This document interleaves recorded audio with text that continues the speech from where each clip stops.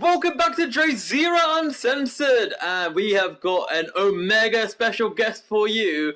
This man I have known for 7 years in the days of MCM Expo. We're queuing up in a very, very, very hot May, and now he is moments away alongside his amazing team at Reborn Studios launching the Rite of Life demo next week on the 20th. Here comes Jonathan Ridgway! Woo! That's like a wrestling entrance, that was. I know, right? You didn't say how much I weigh and my height and everything. Hailing from Wolverhampton, England. Coming in from Wolverhampton! Oh, man. So how are you, man? I am fighting the good fight, still alive. Awesome. Coming along. DrayZera Uncensored, bringing you interviews, hot topics, and my uncensored opinion. Subscribe to DrayZera for all things podcast, vlogs, spoken word videos, and so much more. Why would you go anywhere else?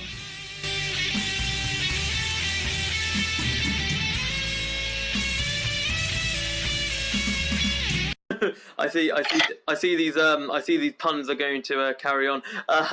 Jokes aside though, yeah. So how excited are you that the Rite of Life is moments away from launching its demo? As excited as I can be. It's going to be nice for people to finally download the game and have a go on how it's been progressing. So I'm sort of excited, but it's also that nervousness as well that people actually enjoy it. There's always that anxiety. Oh yeah, I follow you, man. End of the day, yourself and the rest of the team, you guys have worked so hard for this game, and obviously you really want to make sure that you just leave a good impression on as many people as possible, don't you? Yeah, we're just trying to make some final adjustments and improvements, and no dare say when the game comes out, people will find some bugs, so we'll keep updating it for a little bit afterwards to make sure that there's nothing seriously wrong with it or anything like that. Yeah, I follow you, man. Right, with Reborn Studios, I want for all of the listeners around, I want us to cast back to the beginning. Now, obviously, when we hung out the time after 2010, you let me crash at your apartment, or like whatever you call it. What do you call it again? Like dorm, yeah. Your mixed dorm, whatever it is, in Bournemouth, near Bournemouth Uni, and you were just starting out in uni at that time, weren't you? In 2012, yeah. Yeah, that was freshers week. Freshers week. Ah, yes, I remember now. I that was the time when I pretended to be a student, and they bought me, and I got me free entry. I remember. Yeah, it was a good time. Oh man, and I think it was a student rep that said, "Yeah, what course do you do?" And I said, "Art and design." Yeah, that certainly looks like something you would be studying. So going back to 2012. So I'm assuming it was around that time that. Then I actually remember this. You had Skyborn Studios. That's what it originally called, wasn't it? Did it start around 2012, or what actually happened? Tell us the story. We founded Skyborn Studios, is what we were originally called, back in 2014. Okay. Basically, my degree course is a 4-year course, and in the 3rd year, you can do an optional work placement in the industry. Yeah. And instead of attempted to get a job in a big AAA studio for a year, a few of us decided that we should set up our own indie game studio and try and do that for work placement and hopefully turn it into our jobs upon graduation. So we were originally called Skyborn Studios. We filed a trademark for the company to be called Skyborn Studios, and then Sky came after us. Yeah, the big company Sky, yeah. As Reborn Studios. Well, they didn't force us to rebrand as that, but they forced us to rebrand. So what was it though? When Sky heard you, because I remembered it posted on social media as a while ago. When Sky heard of your name, Skyborn Studios, were they really? Why? I mean, were they really pissed off that just because your first syllable is Sky, they're like, nope. Well, they have a trademark. They have a few trademarks, but they have a trademark called Sky Studios in the same class as our class would have been. And they considered Skyborn Studios to be too close to their Sky Studios or Sky in general. So they filed, I'm trying to think what it's called there, it's just not an objection, but it's just hey, we think this violates our trademark. Take it down, or we'll see you in court. I see. So basically, during the submission process of a trademark, it's up there for, I think it's roughly 3 months, where anyone can test it if they think it is in violation of their trademark. Okay. So what we had to do was, we don't have the money to go to court with Sky. Well, it wasn't even Sky, it was their legal team. So we had to remove the trademark. And once we removed the trademark, they sent us a letter that was over 100 pages detailing why we were actually in violation of their trademark, now that we didn't have trademark submitted. So then I had to have what was called a without prejudice phone call with their a legal representative of their legal team. Yeah. And find out what we could do that could just make this go away, basically. Rebrand. Had to send them screens of everything taken down, website, any place we were hosting Skyborn-related stuff.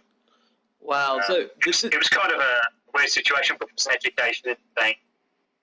Same way as well. So it was an experience. It was also an eye-opener. You know, the real world. You're not a student. Yeah. Like, this is business. Mixing it with the big boys. You know, it's business. So you just have to get on with it. Did it really piss all of you off at the time, or at the end of the day you were like, well, at least they're not like trying to shut the company down, it's just starting the name? Well, what they actually initially asked for was any money that we made, they wanted to own everything we'd even created. What? And really? They wanted all that sort of stuff, and they wanted us to sign the letter that they sent us, agreeing to those terms. Just because your name was similar? Well, in their eyes, we had violated their trademark, and they were coming after us. Basically, it came down to the fact that we did a nursery game. We did a game, educational game for a local nursery in Bournemouth. Yeah. And on our website, we wrote that we develop our own IP, and also we develop games for educational institutes. Yeah. Sky representatives saw that live, and they thought, chaching, the educational industry is worth a lot of money. We might be able to make some money from these people. Not realising that at that point in time, we hadn't made anything, like in terms of money-wise. So they basically thought they were onto something here, and they could make some money. So it was just a complicated issue. I don't really. The team, there was sort of like fearing the worst sort of thing. It was quite a unique experience, I guess, where some were concerned that it would go to court, some were concerned all sorts of things because no one had any experience in it. I just had to call the phone number off letter and speak to people about it. You know, it was just my responsibility to sort it out, really. Yeah. And I did to be rebranded. It's tough because I spent 6 months roughly building that Skyborn brand up to a level, and then we had to rebuild studio. It's like almost back to square one in terms of the marketing point of view. Just move on, you know, that's business. Yeah, I follow you. It's very fascinating that they were talking about the whole educational industry, basically, because the interesting thing is that what I find is that they've recently, we're going to stop talking about Sky in a minute, but they recently got the whole Game Changers thing, and you know what I mean? They were heavily targeting schools, I'm pretty sure, around that time. So that really baffles me, do you know what I mean? It doesn't really baffle me. The big companies in general, they like to throw their weight around. Sky did it with No Man's Sky more recently, where they took them to court. And No Man's Sky didn't even win that. They had to pay Sky off just so they could use the name because there just wasn't time and they wouldn't have been able to release the game. So wow, it doesn't really matter. I mean, like that was Sony paying Sky. Another one was Microsoft had SkyDrive, they were calling it originally, and they had to rebrand it as OneDrive because Sky. Oh yes. Microsoft. So Sky had Microsoft on that one. So it's just big business in general. They're able to throw their weight around, and it is what it is. You know, you just deal with it. You get it sorted. We're trademarked now with Reborn Studios, so that's a positive. Yeah, absolutely. Well, no one can now steal Reborn. Ironically, years' time, if somebody were to steal your Reborn name, it's like, well, I now know how to sort this. Well, I mean, if someone were to set up something called Reborn Studio, we could, in the same class, we could certainly take them to court. We'd probably have a word with him and say, hey, we're trademarked as this name. You're in the same sector as us. Can you have a look at your name, please? It wouldn't be as threatening as Sky. Yeah. Oh no. I'm pretty sure. Something that's actually obstructing our own company brand, rather than someone who's got a similar name. You know, Yeah. someone's called something like Born Against Studios or something. I'm not going to go after them. I think. Jesus. It's just absolutely mental, right? Well, moving away from Sky before they file us a lawsuit, as if they'll listen to this. Yeah. So I was just reading up a bit of the bio of Reborn Studio. So, you basically you grew up, you started in Bournemouth, and basically, I was looking at the team. Like, you have yourself, you have a guy called Robert Thomas White. Yeah. And you've got Josh Watts. Are you still a 3-person team, or have you expanded since? We are a 3-person team. Wow, 3 people. In regards to Right of Life, we have a freelance composer. Oh yes. It's a lady from. I think she's based in Florida. Yeah, I've done a bit of research. She's based in America, isn't she? About Florida, I think, or can't remember what state. But I have no idea if you're up there. Sorry. The composer we have for Right of Life is based in Southampton. And how did it come about that you and her like collaborated together? The composer's a he. He's called Benedict Nicholl. Okay. And I spoke to him on an indie game developers Facebook group. Okay. Originally, when we were going to do a game called Primus Venture, and we basically moved on to Right of Life, and we kept him on board with that sort of project. And I think his work's fantastic, so I'm excited for you to play the game and listen to it as you walk around or interact with the world. Yeah, that is so awesome, man. Well, looking into the game, so you have like quite a few key features. So you've got something called a player-driven open world. Now it says here that the progression throughout the game is defined by you. Now, when you say that, of course, it has a few lines there. Do you want to elaborate on that, where it says the progression throughout the game is defined by you? Because that is very, very interesting. Yeah, sure. So basically, the idea behind the game is that you start with a small encampment, and you go into the wilderness, the surrounding environments. In the demo, there's just the forest. And you fight monsters in turn-based combat, a bit like Pokemon. And when you defeat these monsters, you get gold, you get experience, and you also get materials. And these materials you bring back home, and they go towards leveling up the shopkeepers and your home. So you can turn your home from a small encampment into a Frostspring town, loads of villagers, lots of things going on, more things to do, somewhat. And you can also, the materials also level up the shopkeepers. If you bring back lots of meat, it'll level up the butcher, and more items will be available in the butcher's store, if that makes sense. Or if you bring back metal, the blacksmith will level up. He'll have more weapons and armor available. So it's kind of like there's a huge progression system with everything that you do. Now, when it's player-driven, I mean, the player straight up driving the economy of the game, the economy of your home, the development of the village, the development of yourself. And in terms of choosing your own objectives, you can choose to focus on leveling up your home. You can choose to focus on leveling up the shopkeepers. You can choose on focusing on level up yourself. You can choose on exploring the world, or you can choose on defeating the bosses, or you can do it all at the same time. It's entirely up to you. It's kind of there's not really a set specific objective that you must follow. You can decide to focus on different things as and when you please. It's kind of the mentality behind it. That is pretty awesome. So when you have this idea of a very open-ended world, because obviously we've now got games such as Skyrim, we've got a lot of we've got lots of MMOs around, right? Yeah, obviously, just double check. Would you class this game as an MMO? No, it's not online. It's a single-player experience. Okay. And would you consider putting this online in the future? Not the core mechanics. We've got a card game in the game that's a sort of mini game that you can do. We might at some point in the future make that card game sort of separate small title, and maybe that could have online play where you can play against other players. But that is just a big question mark at the moment. But I don't think Right of Life will feature online at all. I follow you. Well, with the Right of Life, when you gave me that description, I had a lot of feelings of various different games. Now, I feel firstly, Right of Life is very, very unique in its own right, which in this day and age is very hard to be innovative, in my opinion. Do you know what I mean? Because I would say a lot of indie game I'm not saying all, but a good percentage of indie game developers, the easy route is to make a game that everyone knows about, but tweak it a little bit to make it theirs. Do you know what I mean? Yep. And with this, it feels a bit like, because when you mentioned about leveling up, like, designing your own place and all that kind of stuff, it reminds me only a little bit, like Animal Crossing. Tiny bit. I don't know if you ever played Animal Crossing, but...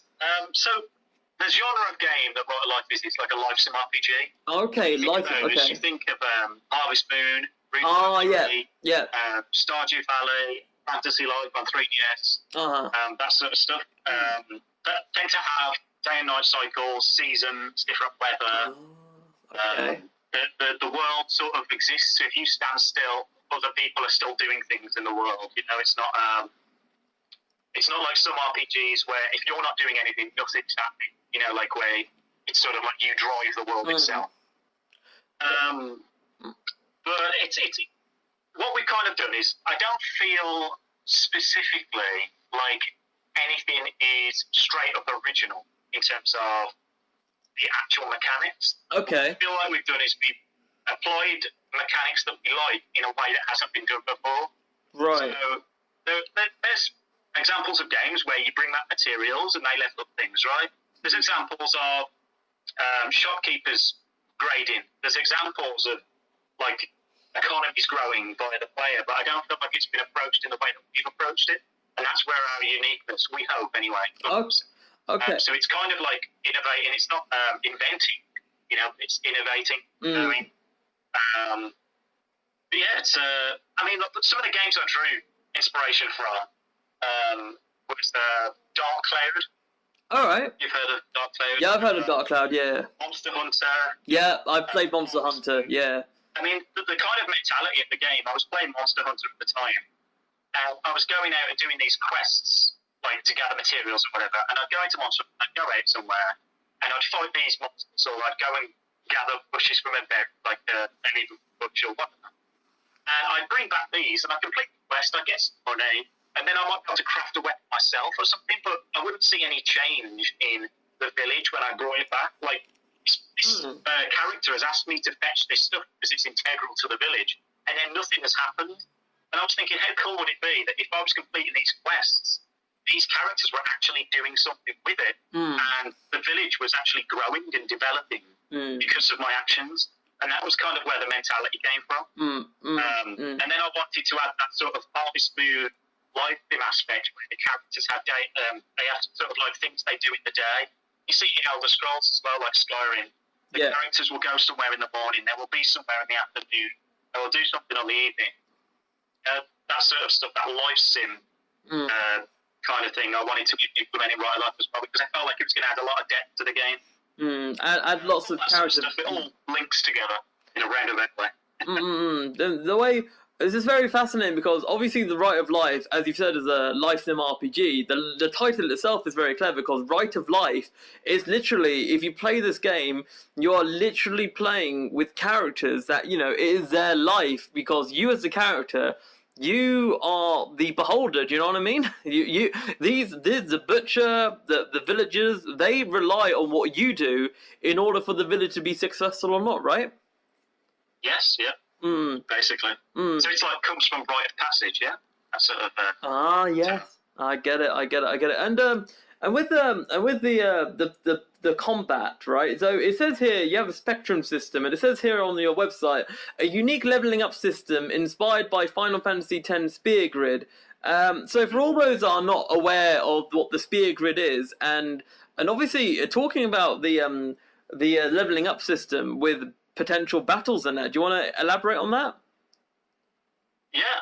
So there's the spectrum system. It's based on the colour spectrum. So you have these primary colours, which are considered a route. So one primary colour might be the agile, more speedy route. The other one might be a more powerful route with strength and HP, and the other route might be a bit more skill route based on critical hits and stuff like that. Okay. And then you can combine these routes and make your own sort of defined character. So in other games, you might have a warrior, a thief, a monk. Oh, yes. Be a very specific class. In our game, you specifically choose how you develop your character each time you level up. A bit like WoW, for example. How you want it to be and how you prefer to play. Yeah. So it's kind of giving you some creativity in terms of your leveling up. And yeah, like Final Fantasy X Sphere Grid was a massive inspiration because of the way you navigate through it and the non-linear approach to it, so the player can take the characters in what direction they want. If they no longer want or want to be a power hitter, they can use magic, that sort of. Wow, that's really awesome. I mean, the thing is that I was just thinking to myself, like, for example, I've played a little. I'm not the biggest fan of WoW, but I played a bit of WoW, and obviously with that has a level of linearness. I've also played this board game, Talisman. It's I don't even play Talisman, but Talisman, you have to start off as a character like warrior, and it's like you can't really combine different characters, right? So it feels like it feels more realistic, because I feel in the game, a lot of games, you're this character, you're defined the end, right? In a life sim RPG, it doesn't work like that, because the way I see it is that in life, you're always bits and pieces of people. Like, for an example, you as Jono, yeah, there could be somebody that's a bit like you, but you are your own person. Do you know what I mean? Like, we all have our own preferences, same as the characters in your game that you're trying to promote. Am I correct? Yeah, I mean, like, the idea behind it is that you might level up along a similar route that I would, but the characters will be slightly different due to the routes you've taken, because their attributes might have developed slightly different. You can even choose to do them all sort of equally, so you can be quite a generalist character. So in the sphere grid, which is different to ours, you sort of navigate through icons, so you can only ever unlock a node, like an attribute, you are near. Whereas in ours, you'll always have at least 3 options to choose from in where you're leveling up. Because you don't travel with the nodes, you can just unlock what's next to what you've already unlocked, if that makes sense. That makes sense, yeah. Yeah, it's kind of that. But yeah, I agree with what you're saying, yeah. So tell me, because obviously I've seen you online all this time. I've seen you like going to expos. You've been to various meets. You've discussed with various game developers about your game. I mean, what's been the general feedback about your game with Rite of Life so far? I mean, obviously you I don't know if you've rubbed shoulders with major game developers and asking for their advice. I just essentially what I'm asking is, what's been the general feedback and the buzz about your game up until this point? Yeah, okay, so we've been to a couple of events. We were at Southampton Games Fest last year. Was it last year? 2016? Yes, it was last year. Yeah, we're in 2017 now, yeah. In September. And the feedback is, if it's your type of game, they seem to enjoy it. You know, some people don't like turn-based. That's just the way it is. You've just got to live with that. But people who seem to sit down and play it and put the headphones on and listen to the music, they seem to get immersed. And what was quite a compliment was, at Southampton Game Fest down at EGX, there were people that would sit there for over an hour and play the game. And I've got to understand, they pay quite a lot of money to go to EGX, for example. How much is the entry? And then spending an hour on our game, which is a huge compliment. Wow. So I think the main feedback for us has just been watching people play it and seeing decisions that they make in terms of the menus and stuff like that. Going to events, it's quite decent for promotion. It's actually really good to get that first-hand feedback of how people are playing your game, because when you're designing and developing a game, you get stuck in that sort of mindset of you know your game inside and out, so you don't make any mistakes. It's almost like an echo chamber within yourself. That makes sense, or you know what exit is, or you know how to close this menu. Other people might not. And if they don't know how to close the menu, then you've got to understand why they don't. Are the instructions not clear? Are we not using the correct button to exit or open that menu? Those sort of things, little fine-tune and polishing that you get from allowing people to play an event and you watching them and seeing the decisions that they make.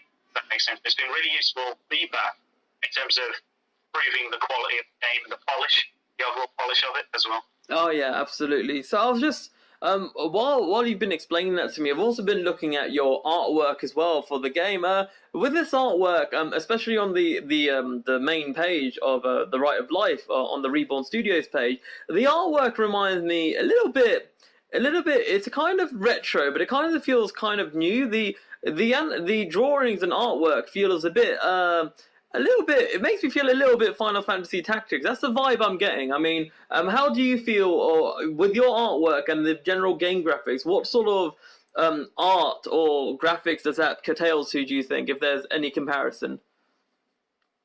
I know our artist. He wanted to do it like a painting, that sort of thing. He didn't want it to do pixel art or anything like that. He wanted to use brushes, his own developed brushes in Photoshop, and create things like that. I can't. I mean, it's kind of, when I look at like Pokemon, you know, the color scheme that they use, Yeah. and the kind of silliness that the enemy, like the Pokemon that they can be. We can have a Pokemon that's based off like a trash can. Yeah, trubbish. Well, we've kind of run with that kind of mentality with our monsters in the game, so we just want. We're not too concerned about necessarily what make the lore work, because the game is a bit silly, you know. So we'll make the logic of the enemies existing work. We've just gone for something that anything that can be will be. We'll just make up some reasoning as to why it exists. So we've had some fun. We've made like an enemy called Cookie Dude, and he's a cookie, and he's got straws for legs and arms, and he's got sunglasses and then Hawaiian shorts. You know, he's just silly. We've got Humpty Dumpty in there, and he does a move called Great Fall, which kills himself. It's like the Kool-Aid guy's cousin. Silliness in there, but like all sorts of stuff that can be based off anything. Yeah. We've also got some Kickstarter monster designs that we've got in there as well, because when we ran the Kickstarter, if you paid enough money, you could design a monster in the game. Oh wow. We've got, I think, 2 Kickstarter monsters in the demo at present, and one of them is the toughest enemy in there. He's a side boss that you can find if you complete everything, basically. Oh, neat. It'll be interesting. So for the Kickstarter, because what I'll do is when this comes out, I'll be putting a link for your Kickstarter link. What is your Kickstarter link for making characters? Because I'm sure that a lot of people will be on that. The Kickstarter finished. Oh, it's done. Oh, my bad. September 2015. So. Oh, I'm a bit late. It's closed now. But we are doing a pre-purchasing campaign, so people who want to pre-purchase the game cheaper than it will be available upon release can purchase it on our website, Nice. Which will be nice. And well, hopefully, any of the money that we earn through pre-purchasing will be spent on development of the game. So hopefully, we can improve in other areas from that if we're a little bit successful in that area. I see. So tell me, obviously with the game Right of Life, you've been working for quite a few years already on this. How many hours must you have done on a near daily basis? Because obviously, not going in your own personal life, but you've been going to America quite a bit, and obviously I know that you're 1 out of 3 of the whole Ultimate Cog. But you know what I mean. I know as a performer myself, well, you're not a performer, you know, as somebody that travels. I mean, not as far as America, but it must be very difficult to hold that all in while having a personal life, social life, and all that. Like, how hard has it been to get to this point? Well, even in America, I was working. I shouldn't really say that because I tell them I'm not working when I go to visit. Cough, cough, cough. Well, our whole team worked remotely. Yeah. So we don't need to be in person to work. We use a Mumble server, which is a bit like TeamSpeak or Skype. Okay, which yeah. I'm actually on right now. I've just deafened myself. That we're working on, and that's basically our virtual online office. So normal people will go to an office to work. We go on Mumble or a Mumble server. I mean, it really depends on how I don't know whether stressful, but how time restricted we are in what we're doing. Right now, for the past few weeks, at least, I've been getting up at 8 a.m. and been going to and stopping work sometimes at 10 p.m. 14 hours. I've just been work. I mean, it's not necessarily consistent. I might have a break and have a cheeky game on Overwatch or FIFA here and there. But for the most part, it's just work. But it's not that it's not enjoyable. Oh yeah, you love what you do. Yeah. Work. Yeah, I mean, a lot of time. I couldn't give you hours in terms of how many hours. yeah. Right of Life. I think it was November 2014 we started it, and we did it through final year, but we were working part time in final year, so it wasn't like full time because we had to balance our final year studies. And then since we finished university, it's been full time. There's been massive progress since we finished as well, which is good. So it's a lot of work, a lot of hard work. We didn't choose an easy genre of game to develop it that way. No. I mean, RPG is like probably one of the toughest genres to make, especially in the style that you've done it. To make it so open-ended, you need to make it as open-ended as possible, meaning you had to add so much more code, so much more data, so much more options, right? So much more dialogue, yeah. Yeah. The characters, every character has, I would say, like the dialogue changes every time you level up the home. So every time you're leveling up your home from level 1 to basic tense to level 2, where the tense are a little bit bigger, the dialogue of every single character changes. And also the dialogue is different based on the time of day. So if you speak to a character in the morning and then speak to them in the afternoon, it'll be different than when you speak to them at night. In the evening time, it'll be different as well. So you've got to think, we've got to write multiple lines of dialogue per each time of day, and then per level of the home as well. Wow. To represent the development of the home. So obviously, the character can't speak about the basic tense that they're living in if they've got like a brick house anymore. The dialogue has to change and evolve. Wow. So there's a lot of writing in the game, and then you also have player input. So if the player can pick an option, can they say this? Can they say that? And then there's also going to be quests as well. So we've got 15 quests in the game. It's not well the demo, I'm say. I see. So it's just a lot of work, and a lot of complexity and depth, which is the challenge. And you must have learned. You must not just with the whole Sky situation, but the whole rest of it. All of it must have been a learning experience, because obviously, when you studied in uni with your course, this must have been a whole new world, and you had to like keep working through. And obviously, minus the whole Sky thing, you had to, you might have had setbacks, and you had to learn and all. Do you know what I mean? Like, it must have been all a learning experience for all three of you. And obviously, every day you're learning something new. I'm sure. Yes, 100%. I do believe that if you're working hard and you're working smart, you're always going to be learning something. Anyone who has put their time and effort into what we're doing, we've developed our skills so much.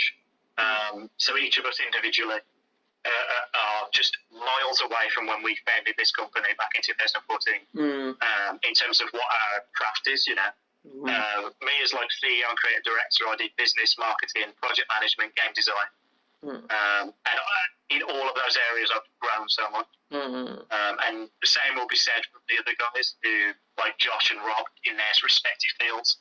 They've really gone ahead and put loads of effort in, and you can see the benefits and the difference in their skill when they first started. It's just massive, and we're still learning and still growing and still improving. So that's good. So would you say, like, this will be a two-part question here. So A, would you recommend anyone that wants to go into the gaming industry and work in it? Would you say to them, look, would you rather be working in your own indie game company, create your own? And the second part is, with Reborn Studios, I mean, the future of the company, would you consider making further games beyond Rite of Life? Are you not thinking that far ahead? So yeah, and would you employ more people when you get bigger? Well, I'll answer the second stuff first. Okay, yes, all right, go ahead. 100% we're going to carry on Reborn Studios after Rite of Life. We've already got some plans. Okay. And this is our dream, this is our goal, so we'll do what we can to try and keep it going until we literally can't keep it going, So we will do that. If situation occurs where we feel like we need to employ and bring more people on and grow the company, then we will do that, but it will be a case of play it by ear and get to that stage first before we think about employing people. Yeah. We use freelancers because at the moment, based on the project, freelancers work best for us opposed to hiring someone because of the budget, because of the additional tax, all sorts of things. Regards to the first question, I wouldn't advise anyone to go indie who doesn't want to. I would tell someone about the pros and cons of doing your own indie development studio and trying to do something on your own. But I can't make that decision for someone. At the end of the day, it's based on the person. Some people want to go into AAA development. It means more to someone else to be a 3D artist modelling cars at Rockstar than it does to be an indie developer in a three-man team making an enormous amount of decisions. Yeah. You know, and there's nothing wrong with either. You know, as long as it works for you. So all I would ever tell someone if they're asking questions about it is I would answer the questions honestly in terms of what it takes to be one, what you've got to do, things you've got to think about. Ultimately, it's their decision, and I wouldn't try and persuade someone to do it. I would just they've got to make the decision themselves, if that makes sense. That's awesome, man. That's amazing stuff. So I'll tell you what, man. I think we've had. This is probably. I'll tell you this, man. I'm not saying this out of bias because out of all the people that I've interviewed, I've known you the most. But I have to say, this is probably one of the best interviews I've ever had because I've learned so much. And even though I'm a Sky customer, I may scratch my head a little bit about the company. But then again, business is business, man. So I really thank you for your time, man.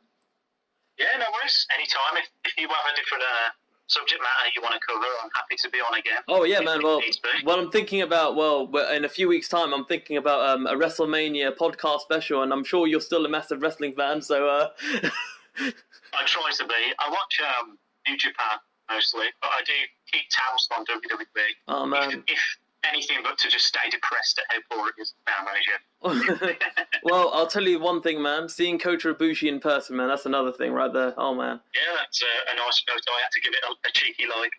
Oh yeah, man. Yeah, this is also the first. I know we're going a bit off topic, everybody, but basically, as Jono is a wrestling fan, especially New Japan, myself and a few mates, we went and saw live wrestling in Colchester, which isn't too far from. It's only an hour from where I live, and basically, we not only had Kota Ibushi and Goto Hashi wrestling for the first ever time in the UK, but we also had the Pentagon wrestling in the UK for the first time.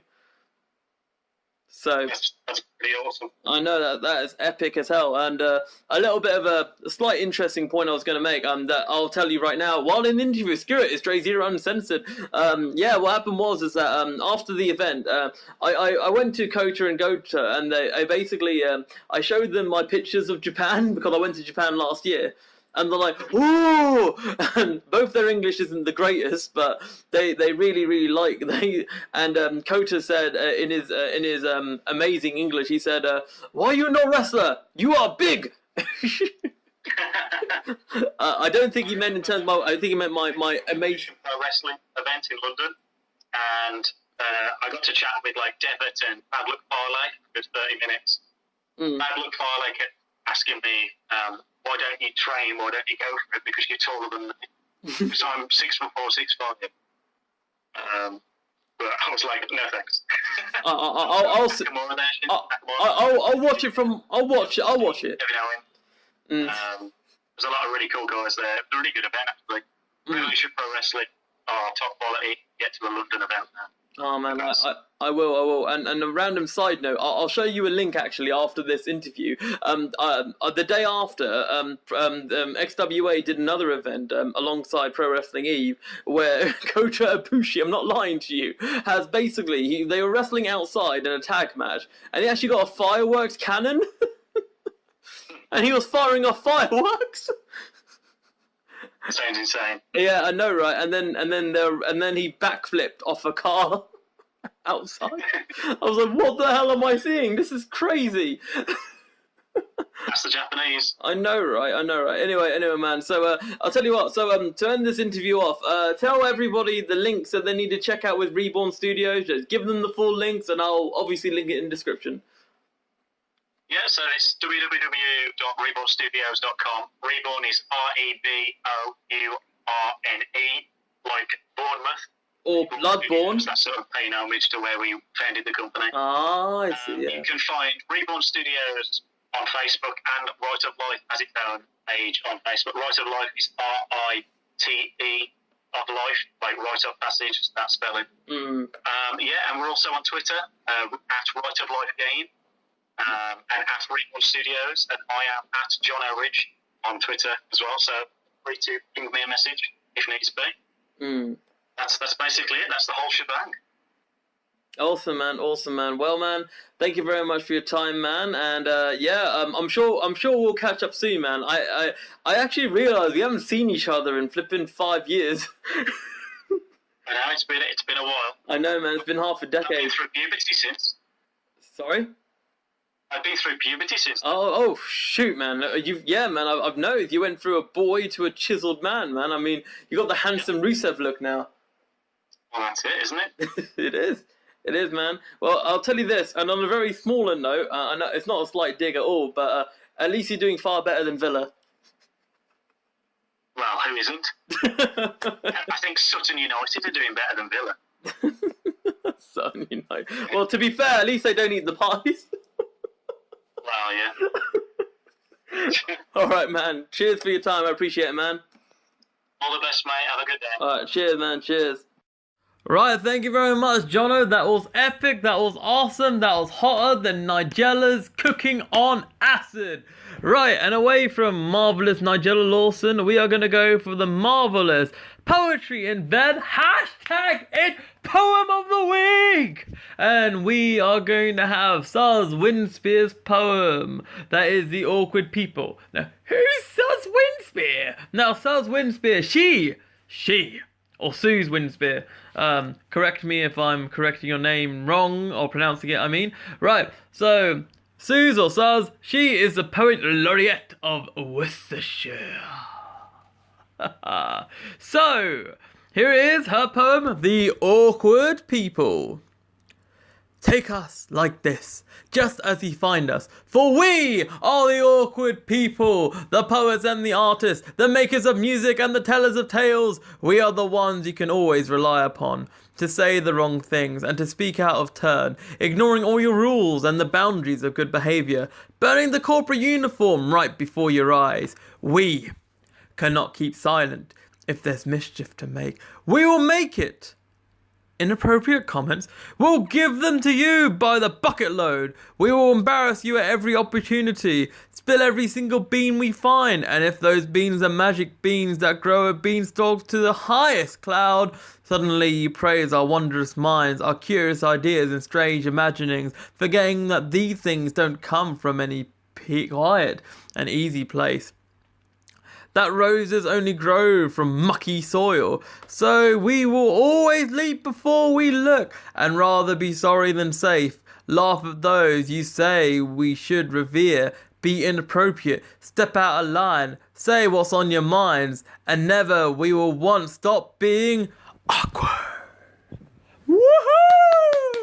Thank you very much, Suze, for that poem. Right, for all those my marvellous poetry fans right here, as a lot of you are, I am sure. Please, please, please, if you have any poem that you want me to read out, then please email me at DrayZeraCreative@gmail.com, or just message me on the various social medias that you know by now. Okay, guys, so yes, that's it. That's it for another week of DrayZera Uncensored. When this goes out, next week will be my birthday. And I have no idea what I'm going to do next week in terms of the podcast. But don't worry, even if it's my birthday week, I will keep the schedule. The schedule will be burning. Shine like a bright man. Shine bright like a bright. Shine bright like a diamond. Completely butchered that. So yeah, Moonlight Army. Yeah, it'll be good. It'll be good. So thank you very much. Thanks for listening. And my name is DrayZera, and I shall zera later. DrayZera Uncensored, bringing you interviews, hot topics, and my uncensored opinion. Subscribe to DrayZera for all things podcast, vlogs, spoken word videos, and so much more. Why would you go anywhere else?